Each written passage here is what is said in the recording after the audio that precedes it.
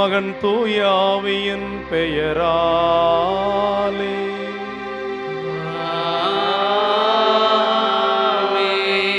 நம் ஆண்டவராய் இயேசு கிறிஸ்துவின் அருளும் கடவுளின் அன்பும் தூய ஆவியின் தோழமையும் உங்கள் அனைவரோடும் இருப்பதாக.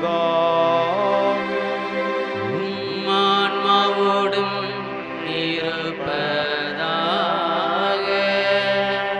இந்த தவக்காலத்தின் 2வது ஞாயிறு நம்ம மனநிலைகளை ஆண்டவர் கரெக்டாக காட்டுறார்.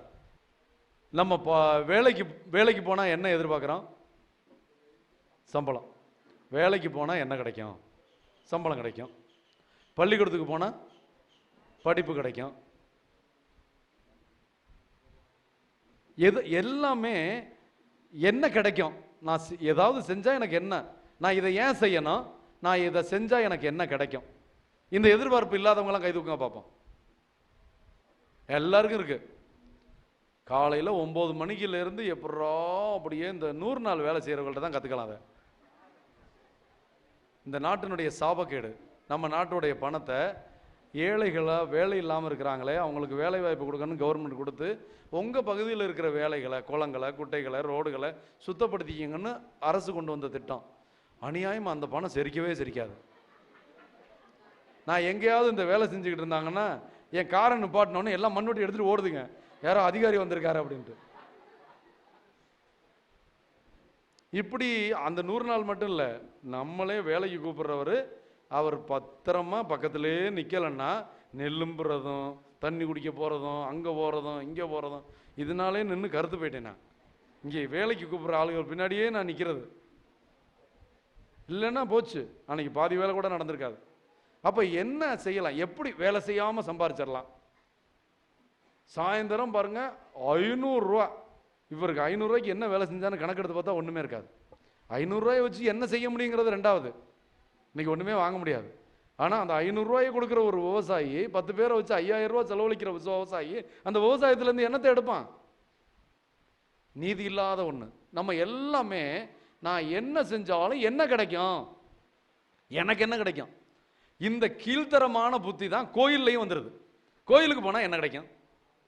பூசைக்கு போனால் என்ன கிடைக்கும்? சாமியை கும்பிட்டா என்ன கிடைக்கும்? இதை நீங்கள் செய்யலை, நான் மட்டும் செய்யலை. நான் சாமியாரானா என்ன கிடைக்கும் தான் நானும் சாமியாரானேன். இதில் என்ன கிடைக்குன்னு தப்புறதில்லை. ஆண்டவர் என்ன கொடுப்பாருன்னு தெரிஞ்சுக்கிட்டு அதை தேடுறது தப்பே இல்லை. ராயப்பர் கேட்டாரு, ஆண்டவரே நாங்கள் எல்லாவற்றையும் விட்டு விட்டு உம்மை பின்பற்றியவர்கள் ஆயிற்று, எங்களுக்கு என்ன கிடைக்கும்? இன்னைக்கு நற்செய்தி அதான். இப்படி என்ன கிடைக்கும், என்ன கிடைக்கும்னு கேட்குறவங்களுக்கெல்லாம் கோயிலுக்கு போனால் என்ன கிடைக்கும், பைபிள் படித்தா என்ன கிடைக்கும், ஜெபமாலை சொன்னால் என்ன கிடைக்கும், இது தெரியாமல் புரியாமல் சில காட்டு மிராண்டிகள் தெரியுறாங்க. கோயிலுக்கு போனால் என்ன கிடைக்கும்? எல்லாத்தையும் கிடைச்சிவிட்டு என்னத்தை வச்சிருக்கிற, என்னத்தை சேர்த்து வச்சிருக்கிற? உன்னையே நம்பி, உன்னையும் நம்பாம, கடவுளையும் நம்பாம நீ என்ன வாழ்க்கையில் சாதிச்சிருக்கிற? உனக்கு முன்னாடி நாளைக்கு நீ உயிரோடு இருப்பியா? அடுத்த வருஷம் நீ எப்படி இருப்ப? உன் பிள்ளைகளுக்கு வேலை கிடைக்குமா? கல்யாணம் ஆகுமா? நாளைக்கு உனக்கு கேன்சர் வராதுங்கிறதுக்கு என்ன இருக்கு? எதுவுமே உறுதி இல்லாத உலகத்தில் வாழ்ற நம்ம இன்னும் கடவுளை நம்பவில்லை. எல்லாமே அவர் கையில் இருக்கு. நான் அவர் கையில் இருக்கேன், என் குடும்பம் அவர் கையில் இருக்கு. இப்படி கோயிலுக்கு போனால் என்ன கிடைக்கும், சாமி கும்பிட்டா என்ன கிடைக்கும்? நிறைய இளைஞர்கள் கோயிலுக்கே வர்றதில்லை. ஏன்னா அவனுக்கு புரியலை. நான் கோயிலுக்கு போன வாரம் போனேன், அதனால ஒன்றும் மாற்றம் இல்லையே. அந்த மாற்றத்துக்கு நீ என்னைக்கு உன் மனசை திறந்த? கடவுள் ஏற்படுத்துகிற மாற்றம் நீ போடுற சட்டம் மாதிரியா அவனுக்கு தெரிகிறதுக்கு? ஏன் ஒரு சிலர் வாழ்க்கையில் எல்லாம் ஆசீர்வாதமாக இருக்குது, ஒரு சிலர் அப்படியே சாபமாகவே இருக்குது? ஆண்டு கணக்காக ஏன் கட்டுகளும் சாபங்களும் நம்மை நிரப்பி இருக்குது? எந்திரிக்க முடியல. எந்திரிக்கிற மாதிரி தெரியும், தடுமாறி விழுறான். ஒரு படி எடுத்து வைக்கிறோம், 9 படி பின்னாடி போகிறோம். இப்படிப்பட்ட சூழ்நிலைகளை எல்லாம் மனசில் வச்சிருக்கிறவங்களுக்கு இன்னைக்கு ஆண்டவர் கொடுக்குற நற்செய்தி அருமையாக இருக்கு. எத்தனை பேருக்கு ஆண்டவருடைய உருமாற்ற நற்செய்தி தெரியும்? அவர் உருமாற போனார். எங்கே, எந்த மலைக்கு போனார்? தாபோர் மலைக்கு போனார். அவருக்கு எத்தனை சீடர்கள்? அதில் சந்தேகத்தை பாரு. எங்கே தப்பு பண்ணிடுவோமோ? 12 சீடர்கள். இந்த 12 சீடர்களை ஏன் அவர் கூட்டிட்டு போகல? யாராவது கேள்வி கேட்டிருக்கீங்களா? இந்த 12 சீடர்களை அழைச்சிட்டு போகாம ஏன் 3 சீடர்களை அவர் கூட்டிட்டு போனார்? இங்க மட்டும் இல்ல, கெத்சமனி தோட்டத்துக்கு எத்தனை பேரை கூட்டு வந்து? 3 ஆளுகளை தான் கூட்டிட்டு போனார். இந்த 9 பேரை விட்டுட்டாரு. இந்த 3 வயலுள்ள திருத்திட்டோம்னா மற்ற 9 பேர் தானா தெரிஞ்சிருவேன். இவங்க என்ன தப்பு பண்ணாங்க, இவங்களுக்கு என்ன பதில் சொல்றதுக்கு தாபோர் மலைக்கு கூட்டிட்டு போனார். இதுதான் இன்னைக்கு நற்செய்தி. என்ன சொல்றாரு? என்ன கிடைக்கும் என்ன கிடைக்கும்னு நினைக்கிறீல்ல, நீ நினைக்கிறதெல்லாம் உனக்கு கிடைச்சா நீ மோசம் போயிடுவ. நீ நினைக்கிறதெல்லாம் உனக்கு கிடைச்சா நீ மோசம் போயிடுவ. ஆனா கடவுள் நினைக்கிறதெல்லாம் உனக்கு கிடைச்சிச்சுன்னா நீ மோட்சம் போவ. மோசம் போகணுமா மோட்சம் போகணுமா? உன் வாழ்க்கையில் நீ மோசம் போறியா மோட்சம் போறியா? அப்போ மோட்சம் போகணும்னா ஆண்டவர் சொல்ற செய்தியை கேட்போம். நம்ம வாழ்ந்த வாழ்க்கை இதுவரை மோசம் போன வாழ்க்கையாக இருந்ததற்காக ஆண்டவரிடம் மனமறந்து மன்னிப்பு கேட்போம். நான் பாவி இயேசுவே, என் வாழ்வை மாற்றுமே. நான் பாவி இயேசுவே, என் வாழ்வை மாற்றுமே.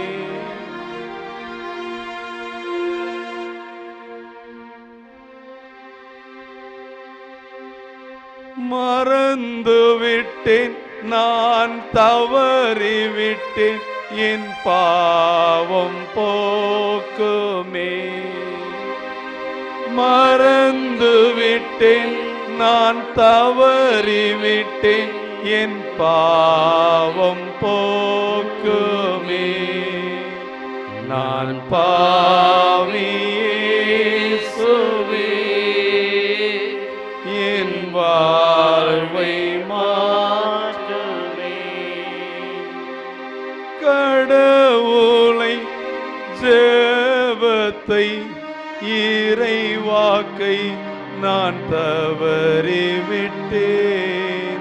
நான் பாவி இயேசுவே, என் வாழ்வை மாற்றுமே. ஞாயிறு திருப்பலி, குடும்ப ஜெபம் நாங்கள் தவறிவிட்டோம். ஆண்டவரே, நான் பாவி இயேசுவே, என் வாழ்வை மாற்றுமே. அன்பில்லை, பகையோடிருந்தோம், மன்னிக்கவில்லை, வாழ்வை மாற்றுமே. பேரன்புமிக்க இறைவா, உம் திருமகனுக்கு நாங்கள் செவிசாய்க்க நீர் எங்களுக்கு கட்டளையிட்டீரே. உமது வார்த்தையினால் எங்கள் உள்ளங்களுக்கு ஊட்டமளித்து ஒளியூட்ட திருவிழம் கொள்வீராக. ஆக ஒளி பெற்ற மக்களாய் நாங்கள் தூய்மையாக்கப்பட்டு உமது மாட்சிமையை கண்ட ராயப்பரையும் மற்ற சீடர்களையும் போல் அந்த மகிமையை காணும் பேற்றை பெறுவோமாக. உம்மோடு பரிசுத்த ஆவியின் ஐக்கியத்தில் இறைவனாய் என்றென்றும் வாழ்ந்து ஆட்சி செய்கிற ஆண்டவரும் திருமகனுமாகிய இயேசு கிறிஸ்து வழியாக உம்மை மன்றாடுகிறோம்.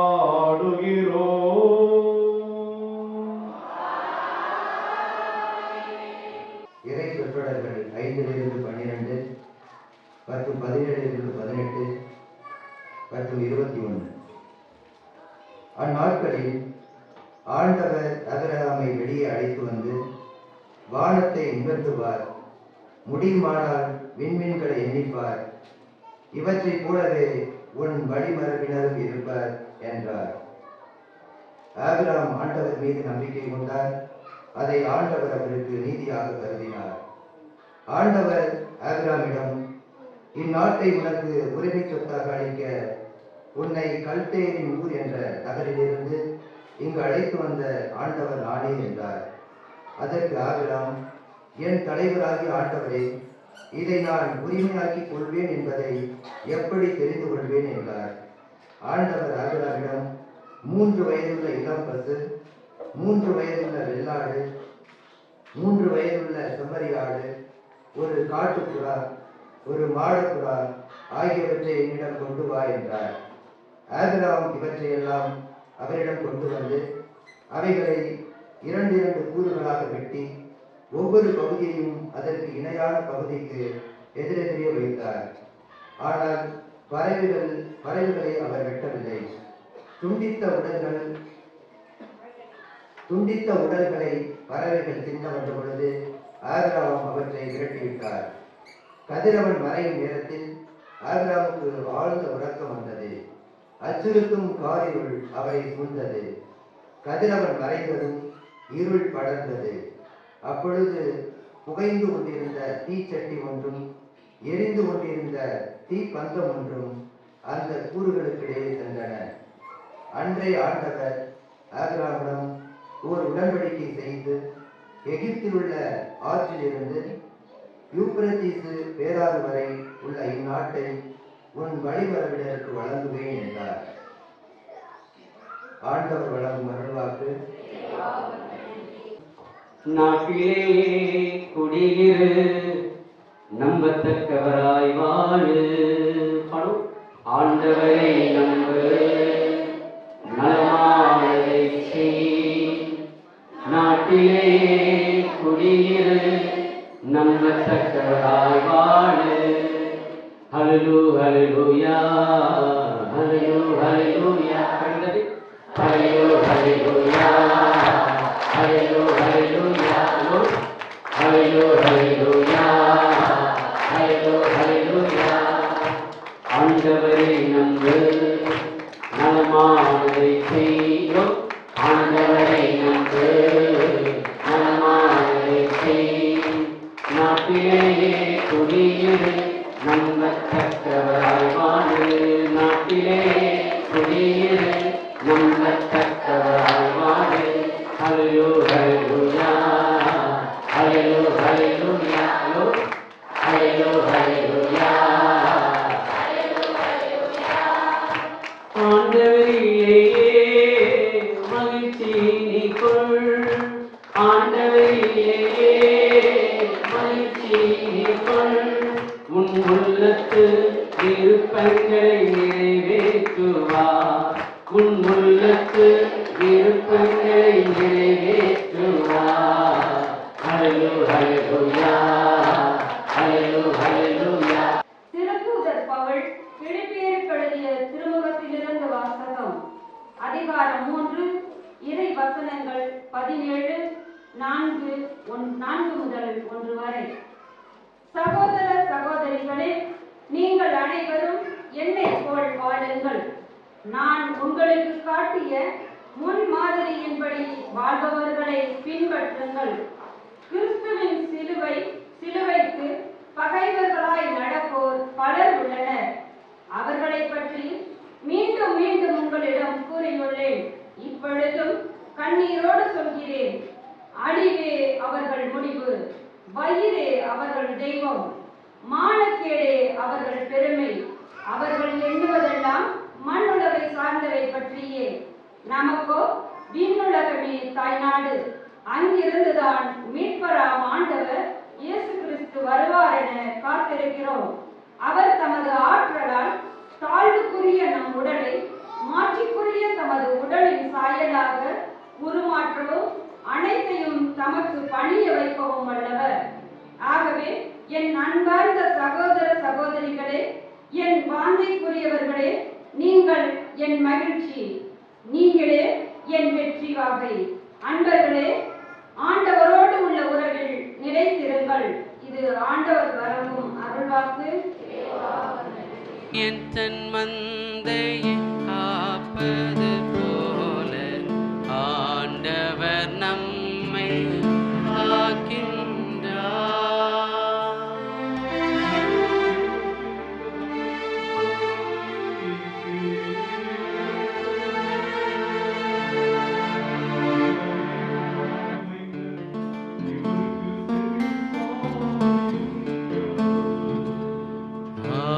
என் தன் மந்தை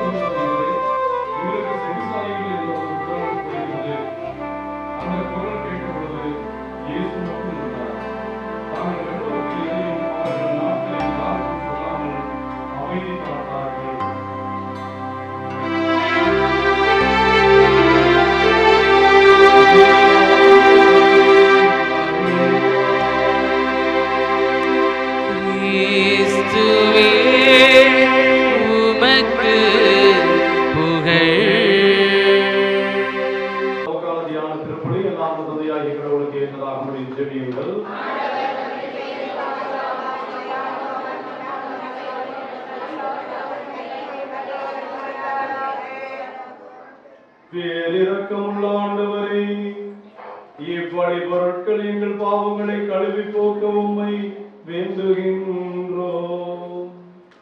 உமது பாஸ்கா விழாவை கொண்டாடுவதற்கு உம் மீது நம்பிக்கை கொண்டோரின் உடல்களையும் மனங்களையும் புனிதப்படுத்துவீராக. எங்கள் ஆண்டவராகிய கிறிஸ்து வழியாக உம்மை மன்றாடுகிறோம்.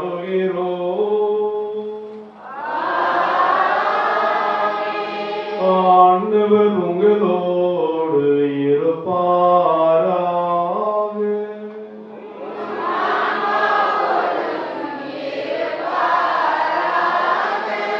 எங்களை ஆண்டவரிடம் எழுப்புங்கள்.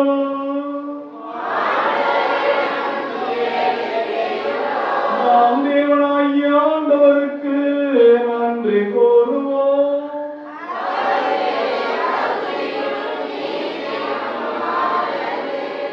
ஆண்டவரை தூயவரானதை என்று வாழும் எல்லாம் அல்ல இறைவா, எங்கள் ஆண்டவராகிய கிறிஸ்து வழியாக என்னாலும் இவ்விடத்திலும் நாங்கள் உமக்கு நன்றி செலுத்துவது மெய்யாகவே தகுதியும் நீதியுமாகும். எங்கள் கடமை மீட்புக்குரிய செயலுமாகும். கிறிஸ்து தமது சாவை சீடர்களுக்கு முன்னறிவித்து புனித மலையில் தனது பேரொழியை வெளிப்படுத்தினார். அதனால் சட்டமும் இறைவாக்குகளும் சான்று பகர்ந்தவாறு தம் பாடுகள் வழியாகவே உயிர்ப்பின் மாட்சிமை தாம் வந்து சேர வேண்டும் என நம்மை அழைத்திருக்கிறார். ஆகவே ஆற்றல் மிகுந்த விண்ணவரோடும் திறம் படைத்த சோதரணிகளோடும் இம்மண்ணுலகில் வாழும் நாமும் இடையராது அவரது மாட்சிமையை கொண்டாடி முடிவின்றி ஆர்ப்பரித்து ஒரே குரலாய் சொல்வதாவது: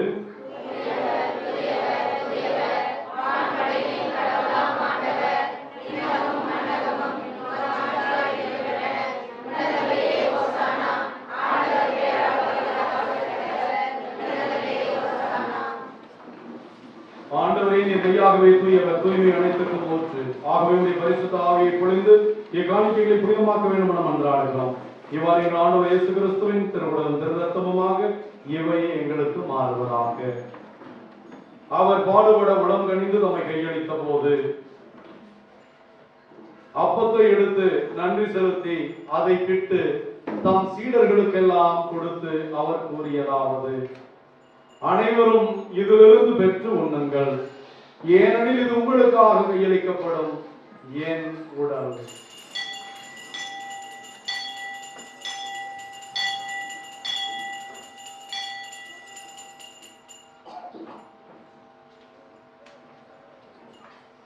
அவனமே உணவருந்திய பின் வணக்கத்துக்குரிய தம் திருக்கரங்களால் கிண்ணத்தை எடுத்து உமக்கு நன்றி செலுத்தி அதை தம் சீடர்களுக்கு கொடுத்து அவர் கூறியதாவது: அனைவரும் இதிலிருந்து பெற்று பருகுங்கள், ஏனெனில் இது புதிய நிலையான உடன்படிக்கைக்குரிய என் இரத்தத்தின் கிண்ணம்.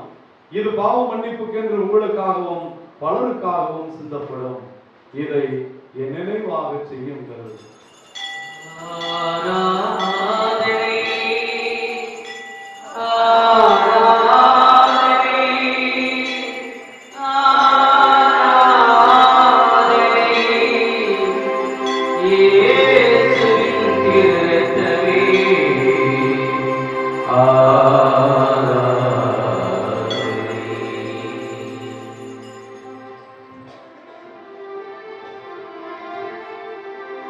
இறை நம்பிக்கையின் மறைபொருள்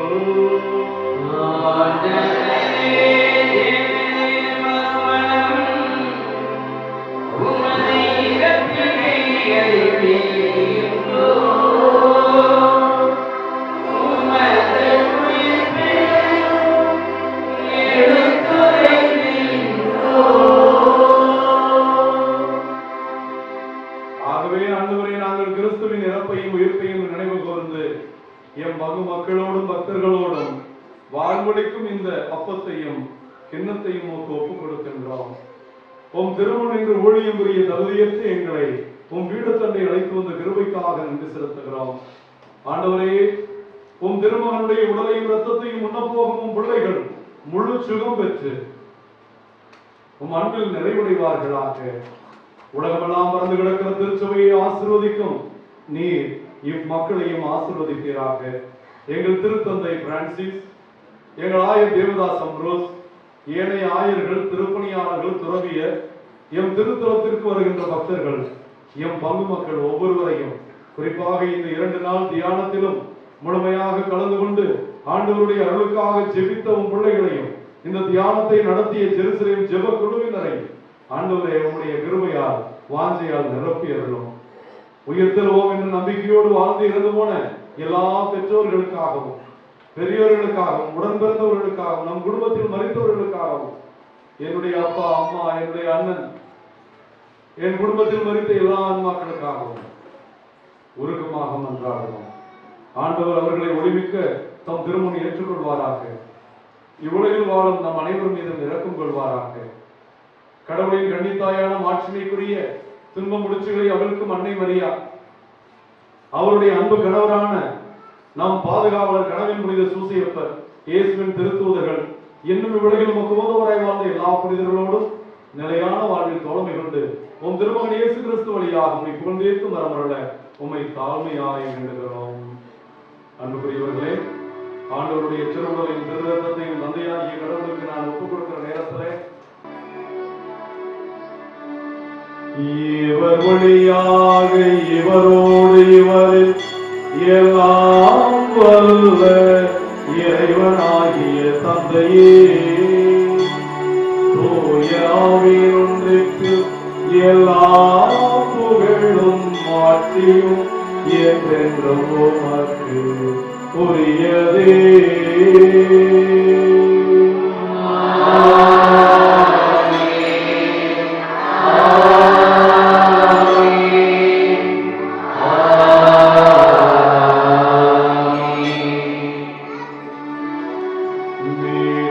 கட்டளையால் கற்பிக்கப்பட்டு தேவ படிப்பனையால் பயிற்சி பெற்றுள்ள நாம் கரங்களை விரித்து வாழ்க தந்தையை நோக்கி நம் ஆண்டவர் கற்பித்த ஜெபத்தை சேவிப்போம்.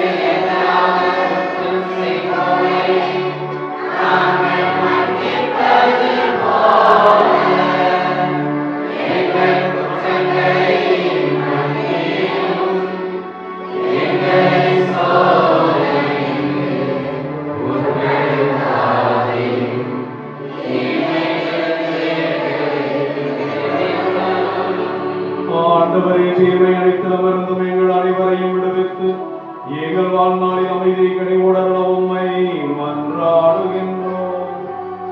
உமது இரக்கத்தின் உதவியால் நாங்கள் பாவத்தில் இருந்து எப்போதும் விடுதலை பெற்று யாதொரு கடக்கமின்றி நலமாயிருப்போமாக. நாங்கள் நம்பியிருக்கும் பேரின்ப வாழ்வையும் எங்கள் ஆண்டவர் இயேசுவின் இரண்டாம் வருகையும் மகிழ்ச்சியோடு எதிர்பார்த்திருக்கின்றோம்.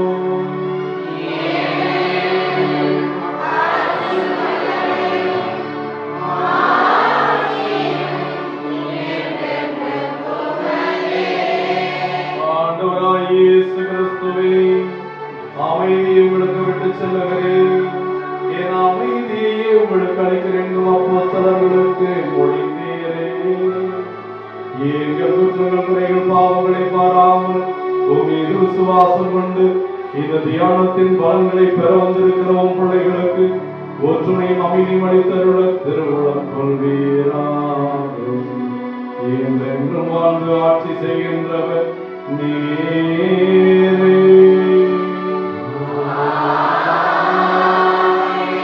ஆண்டவர் இயேசு கிறிஸ்துவின் அமைதி உங்கள் அனைவரோடும் இருப்பதாக.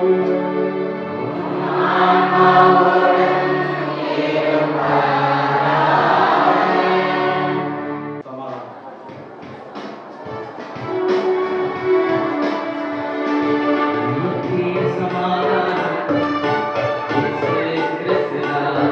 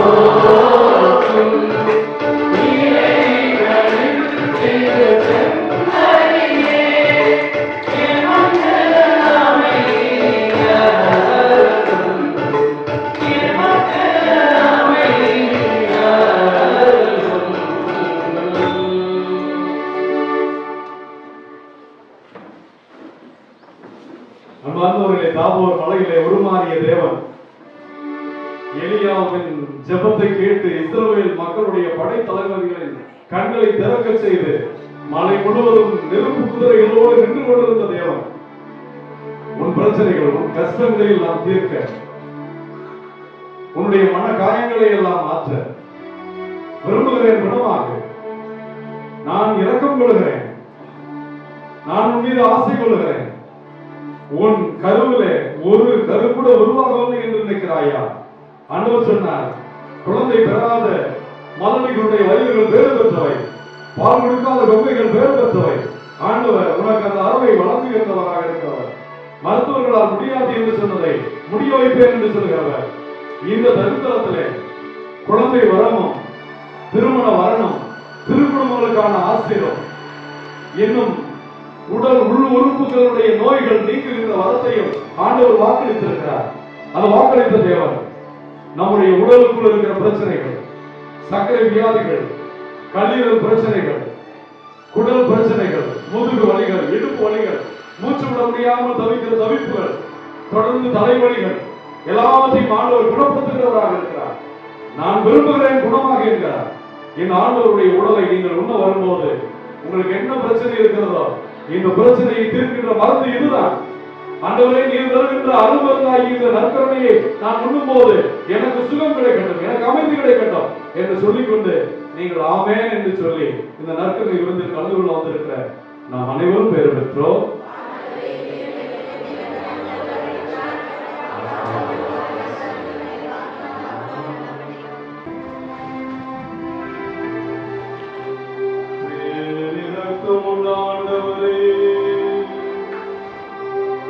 இவ்வுலகில் வாழும் நாங்கள் ஏற்கனவே விண்ணுலக வாழ்வில் பங்கு பெற நீர் கருணை கொண்டதை நினைத்து உம்மை புகழ்கின்றோம்.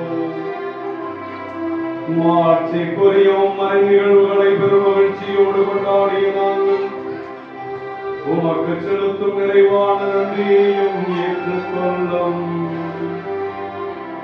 உம் மீது நம்பிக்கை கொண்டோரை முடிவில்லா ஆசியால் புனிதப்படுத்தி உம் ஒரே திருமகனின் நற்செய்தியை கடைபிடிக்க செய்திருடும். அதனால் அவரது திருத்தூதர்களுக்கு தமிழ் வெளிப்படுத்திய அவர் மாட்சிமை மீது அவர்கள் ஆர்வம் கொண்டவும் ஆண்டவரை அவதர மகிமைக்காக தேடவும் எங்களுக்கு அருள்வீராக.